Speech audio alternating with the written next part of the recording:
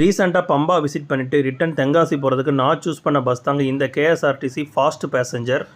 Timing வந்து Pamba KSRTC bus ஸ்டேஷன்லேருந்து காலையில் 9:30 கிளம்புனாங்க. ஆனால் சீட்டு ஃபில் பண்ணிவிட்டு 10:30 தான் கிளம்புச்சு. Ticket fare Pamba to Tenkasi special சர்வீஸாக தான் ஆப்ரேட் பண்ணுறாங்க. அதனால் ஃபேர் 284 ரூபா. எடுத்துக்கிற ரூட் வந்து நிலக்கல், பதனம்திட்டா, பதனாபுரம், புனலூர், செங்கோட்டை வழியாக தென்காசி ரீச் ஆகுது. டோட்டல் டிஸ்டன்ஸ் வந்து 160 கிலோமீட்டர் தாங்க. இந்த 160 கிலோமீட்டருக்கு வந்து இடையில 2 பிரேக் போட்டு கரெக்டாக 5.5 மணி நேரத்தில் தான் நமக்கு தென்காசி வந்து ரீச் ஆகுது. ரூட்டு வந்து நமக்கு ஃபுல்லாகவே சீனிக் ரூட்டு தாங்க. Forest route, hill route, village route, நிறையா ரூட் இருக்கும். சூப்பராக இருந்துச்சு ஜேர்னி பண்ணுறதுக்கு.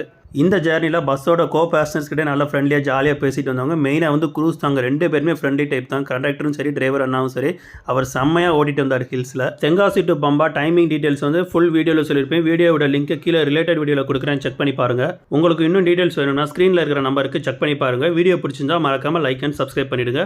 டடா.